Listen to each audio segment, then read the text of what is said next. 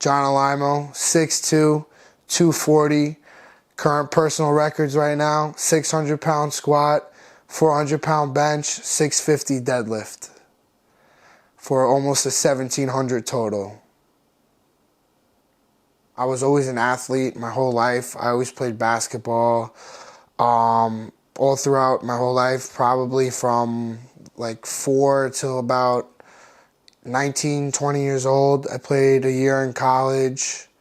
Once my basketball journey was over, that's when I kind of lost myself a little bit in the process before I started getting into weights. You know, I kind of got out of shape, got real big and everything. I specifically remember I had a trip, like a family vacation plan. We were all going to Florida, and that was a big deal for me because I wanted to look good for that trip. And I lost a little bit of weight for that trip, and I was feeling good. And I specifically remember also there was one day, kind of everyone, like all family and friends and everyone was partying. And I remember instead of doing that, I was on vacation. I actually went to the gym. And I went with my dad. And I remember leaving the gym that day, like feeling really good, feeling really proud of myself for doing that. And thinking like this is where I want to go. After that, we're in Florida. And I'll never forget this either. That was actually the first day of the pandemic. And, I remember thinking like, wow, this is real crazy. We're in lockdown and this and that. And when we got home, it was the same thing. There was nothing to do, and there was no gyms for me. I kind of thought to myself like, well, I still want to work out. I got to make do. And I remember clearing out the garage and just kind of like scrapping together like some gym equipment, some small things. We grabbed some plates from an old gym that let us borrow them, some dumbbells and a few bands, and that was really it. But pretty much throughout the whole pandemic, for those 6-7 months, however long it was, me and a few other friends, we just were addicted to the gym, and we were just addicted to being in that garage and working out every day. And I mean, I was in there for 2-3 hours a day, and I really started to see some crazy progress at that point. I mean, that was the first time I ever deadlifted 500 pounds. It was the first time I ever squatted 500 pounds, and I remember those being pretty big milestones for myself, and thinking maybe this is something that I could be good at. I remember as we're in the garage and I'm kind of hitting these big lifts and stuff like that. I'm posting a few of them to Instagram. And I specifically remember this one guy swiping up on my story, and he was like, bro, like that's terrible form. Like you have no idea what you're doing. And I kind of just told him, I'm like I don't really know. Like no one taught me anything. Like I'm just kind of doing whatever I think.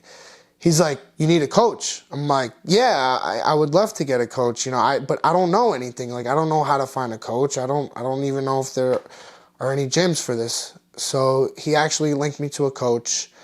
And when I met my coach, his name is Patrick. That's really what gave me a sense of direction in this whole thing was meeting my coach Patrick. I now had like a real source of information. He was able to tell me like, look, like there's a meet this day, you could do it, you could do this. Like when you're deadlifting, you need to make sure you're doing this and that, and here's a program, and this is, you're supposed to max out on this day and that day. So we were working together for about 4 or 5 months, and I remember him texting me. He's like, oh, look, there's a meet in November if you want to do it. I said, yeah, let's do it. I'm feeling good. Let's sign up for it. My first meet was something, for sure. Lifting in the gym in a controlled environment is a whole lot different than lifting in a meet, and that's something that I learned real quick, right away. You're warming up and everything's kind of regular, everything's kind of the same, but when you hear your name being called for the first time, and you get up and you get underneath the bar and you see all eyes on you, and it's your first time doing that, you're like, damn, like this is different. This is not the same as being in my gym and lifting. To be honest with you, like, I don't even really remember like taking my first lift. Like, I feel like I almost like blacked out in a sense. Like there was just so much adrenaline and so much excitement and nervousness running through your head that I don't even really remember it. And it's funny because actually one thing I do remember is I forgot to strap my belt on all the way, and I actually took my first squat with a loose belt, which is pretty funny. But nonetheless, I got the lift, and you feel real good after you get it. You get the 3 white lights, lift is good, and it's good. It feels good to get on the board. My biggest supporter is definitely my dad. It's always been my dad, and it probably will always be my dad for the rest of my life. I mean, he was my number one fan, you know, from when I was little, playing baseball, playing basketball. And, you know, when I told him that I wanted to start competing in powerlifting, you know, he told me right away to go for it, to do it. And I don't even think that I would be as good as I am today if it weren't for him. You know, I have stories. I remember specifically training for certain meets and being like, hey, like, you know, I have a big deadlift today. Like, I'm thinking about doing 585 today. And him looking at me like, no, don't do that. Don't do that. Like, you got 600, go for 600. And I'm like, nah, like, you know, I don't got it. He's like, no, trust me, do it. Go for 600. Go to the gym. I hit that weight. I hit that number. And that gave me, it was moments like that that gave me so much confidence in doing what I do. He really just kind of gave me that mentality, like, to be elite and like, hey, like, you know, like, what's your goals for this meet? Oh, you know, my goals for this meet are to hit a 600 deadlift. Like, nah, listen, man, you got 640. Like, we're going for 640. That's the kind of dad that I have, and that's the way he motivates me to be better. I've never really thought about my biggest motivation for lifting. It's kind of like you have this, at least for myself, like I have this drive to just keep going, subconsciously, if that's the right word to say. But you kind of get addicted to the numbers a little bit in powerlifting. And, you know, for example, you know, I hit 550 on squat this week. Like, you know, now next week I want to hit 560. And then you think, oh, I hit 560. I want to keep going. Now I want to hit 600. So you kind of just get addicted to progress in that way.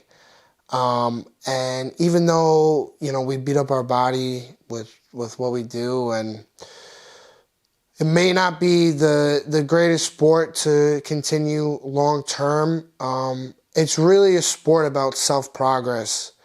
And I think that's what I love about it so much. It's really you against the bar.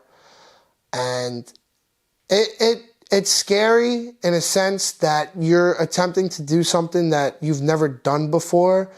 But also at the same time, from experience, I've learned that if you have an ounce of fear in you before you attempt a new PR, per se, a new personal best record, you're not going to get that lift. So, you know, you have to go into it with full confidence, thinking like, I'm going to succeed. I'm going to get this no matter what. And I think like that rush, that thrill of doing something that I've never done before, I think that's what I live for. That's what I get most out of it. And that's what I enjoy most about this sport.